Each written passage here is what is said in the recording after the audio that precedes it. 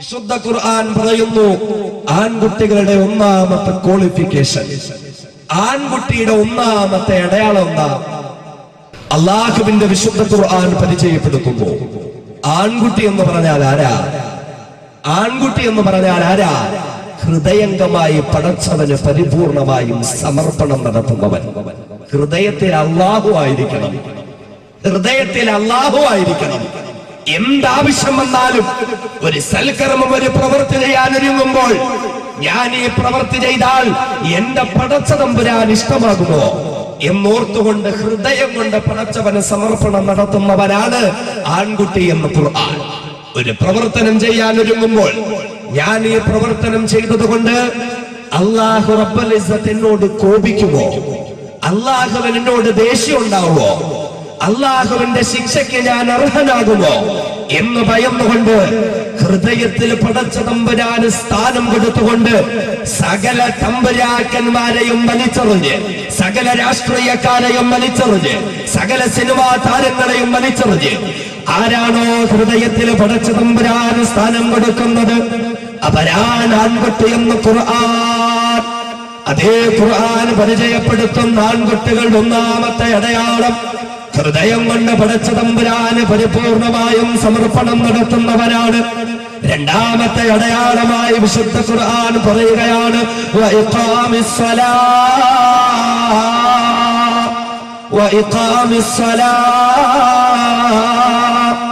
രണ്ടാമത് പടച്ച തമ്പുരാൻ പറയുകയാണ്, ആൺകുട്ടികളുടെ അടയാളം എന്തെന്നറിയുമോ? അല്ലാഹു തആല ഒരു മനുഷ്യൻ തന്റെ ശരീരം കൊണ്ട് ചെയ്യുന്ന കർമ്മങ്ങളിൽ വെച്ച് ഏറ്റവും പരിശുദ്ധമായ, ഏറ്റവും നിർബന്ധമായ, ഏറ്റവും പരിപൂർണമായ അമലാക്കി വെച്ചിരിക്കുന്ന നിസ്കാരത്തെ ഏതു ചെറുപ്പക്കാരൻ നിലനിർത്തുന്നുവോ, ഏത് ചെറുപ്പക്കാരൻ മുറുകെ പിടിക്കുന്നുവോ,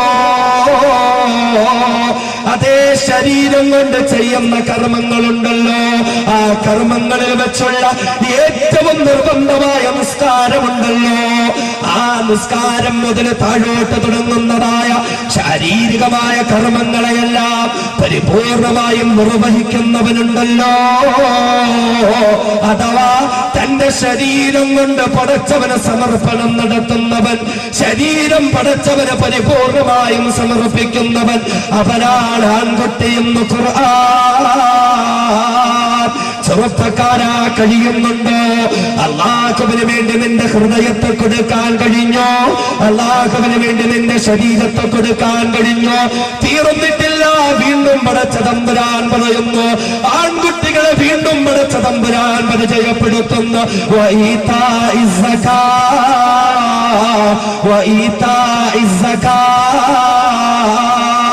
അതേ കൃത്യമായി സക്കാത്ത് കൊടുക്കുന്നവരാണ്.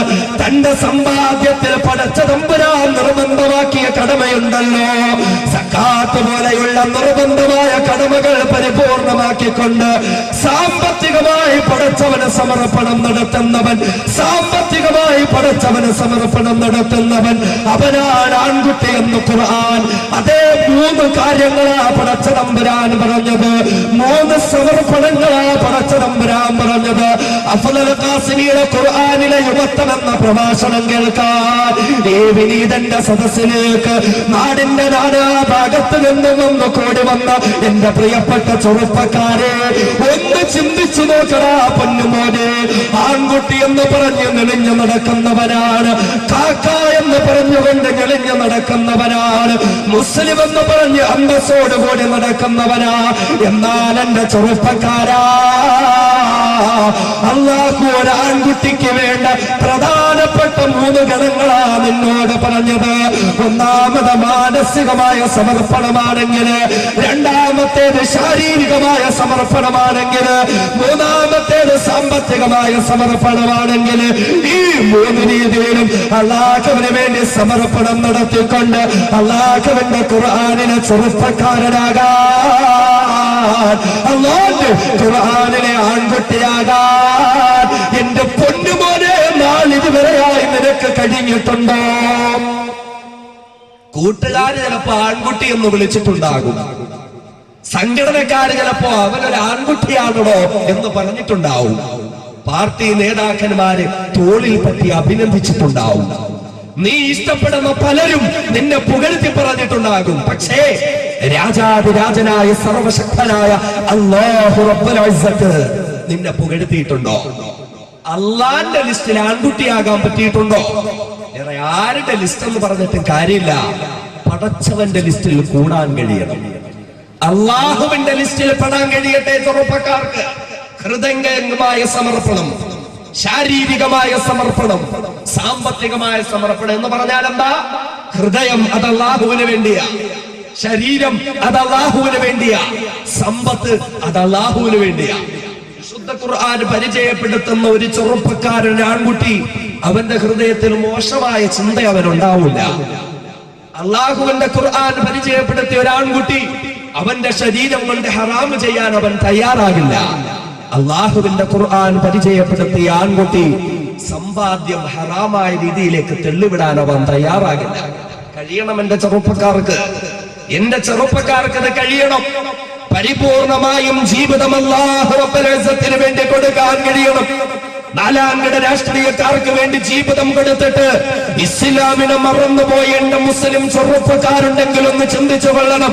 നിരീശ്വരവാദികളായ നീ ഇഷ്ടപ്പെടുന്ന നിന്റെ രാഷ്ട്രീയ മേലാളന്മാർക്ക് വേണ്ടി നിന്റെ ജീവിതം നീ കൊടുത്തു കഴിഞ്ഞിട്ടുണ്ടെങ്കിൽ അവർക്ക് വേണ്ടി പാതിരാത്രിയുടെ നിശബ്ദതയിൽ ഉറക്കം പോലും മാറ്റിവെച്ചുകൊണ്ട് അവർക്ക് വേണ്ടി ചുമരുകളിൽ കുമ്മായം വരയ്ക്കാനും, അവർക്ക് വേണ്ടി പോസ്റ്റർ ഒട്ടിക്കുവാനും, അവർക്ക് വേണ്ടി സിന്ദാബാദ് വിളിക്കാനും, അവർക്ക് വേണ്ടി കല്ലേറ് നടത്താനും, അവർക്ക് വേണ്ടി വേണമെങ്കിൽ ലോകകപ്പുകളിൽ ദിവസങ്ങളോളം ക്രൂരമായ മർദ്ദനങ്ങൾ ഏറ്റുവാങ്ങിക്കൊണ്ട് തങ്ങൾ ഇഷ്ടപ്പെടുന്നതായ രാഷ്ട്രീയ മേലാളന്മാർക്ക് വേണ്ടി ജീവൻ പോലും ത്യജിക്കാൻ തയ്യാറായ ചെറുപ്പക്കാര, ഒരു നിമിഷം നീ എന്ന് ചിന്തിക്ക്.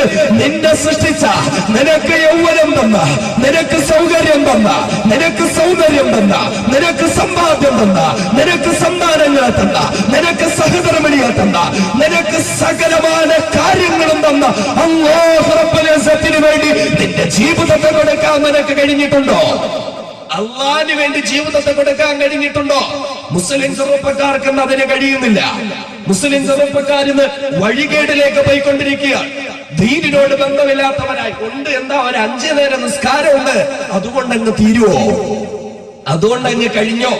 ചെറുപ്പക്കാർക്ക് ഒരു തോന്നലുണ്ടാവും, 5 നേരം കൃത്യമായിട്ട് പള്ളിയിൽ പോയാൽ കഴിഞ്ഞു, അതുകൊണ്ടങ്ങ് തീർന്നു. അള്ളാഹ് പറഞ്ഞു അതുകൊണ്ടൊന്നും തീർന്നിട്ടില്ല, അതുകൊണ്ടൊന്നും തീർന്നിട്ടില്ല.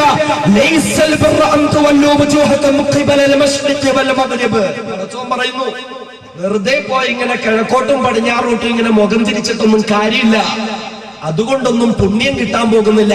പരിപൂർണമായ ഒരു മുസ്ലിം ആകട്ടെ, ഇസ്ലാം പരിചയപ്പെടുത്തുന്ന എല്ലാ മേഖലകളിലേക്കും കടക്കാൻ കഴിയട്ടെ. അങ്ങനെ ഒരു പരിപൂർണ മുസ്ലിം ആകുമ്പോഴാണ് അള്ളാഹുവിന്റെ ലിസ്റ്റിൽ പുണ്യം കിട്ടുന്നവരായി നമ്മൾ മാറുന്നു.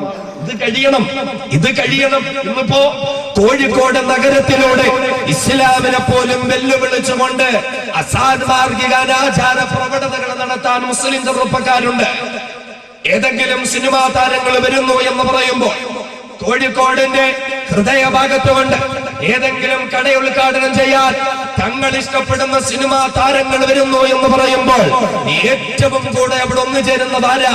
മുസ്ലിം ചെറുപ്പക്കാരാ, മുസ്ലിം ചെറുപ്പക്കാരാ. കാരണം തന്റെ ജീവിതം കൊടുത്തിരിക്കുന്നത് സിനിമാ താരങ്ങൾക്ക് വേണ്ടിയാ. എന്നാൽ അതേ സമയം തൊട്ടടുത്തുള്ള പള്ളിയിൽ ളുഹർ നിസ്കാരത്തിന് ബാങ്ക് മുഴങ്ങുമ്പോൾ അവിടെ എത്ര ചെറുപ്പക്കാരുണ്ട്? അവിടെ എത്ര ചെറുപ്പക്കാരുണ്ട്? എന്റെ ചെറുപ്പക്കാരാ, നിനക്കറിയണോ? നീ നിന്റെ ജീവിതം സിനിമാ താരങ്ങൾക്ക് കൊടുക്കുമ്പോൾ, നീ നിന്റെ ജീവിതം ബാക്കി എല്ലാ സൃഷ്ടികൾക്ക് വേണ്ടി പങ്കുവെച്ചു കൊടുക്കുമ്പോ നിനക്കറിയണോ, അല്ലാഹുവിന്റെ ഹബീബിന്റെ മദീന പട്ടണത്തിലെ ചെറുപ്പക്കാർ, മദീന പട്ടണത്തിലെ ചെറുപ്പക്കാർ ജീവിതം പടച്ചവന് വേണ്ടി കൊടുത്തവരായിരുന്നു. ജീവിതം പടച്ചവന് വേണ്ടി കൊടുത്തവരായിരുന്നു. പറയാൻ പറ്റുമോ? എന്റെ ചെറുപ്പക്കാരന് പറയാൻ പറ്റുമോ ഞാൻ എന്റെ ജീവിതം പടച്ചവന് വേണ്ടി കൊടുത്തെന്ന്? ഞാൻ എന്റെ ശരീരം പടച്ചവന് വേണ്ടി കൊടുത്തെന്ന്? ഞാൻ എന്റെ ജീവിതത്തിന്റെ അഖില നിഖില മേഖലകളിലും രാജാതിരാജനായ പടച്ചതമ്പുരാന് വേണ്ടി സമർപ്പിച്ചെന്ന് പറയാൻ എന്റെ പ്രിയപ്പെട്ട മുസ്ലിം ചെറുപ്പക്കാരാ, നിനക്ക് കഴിയുമോ? അറിയുമോ?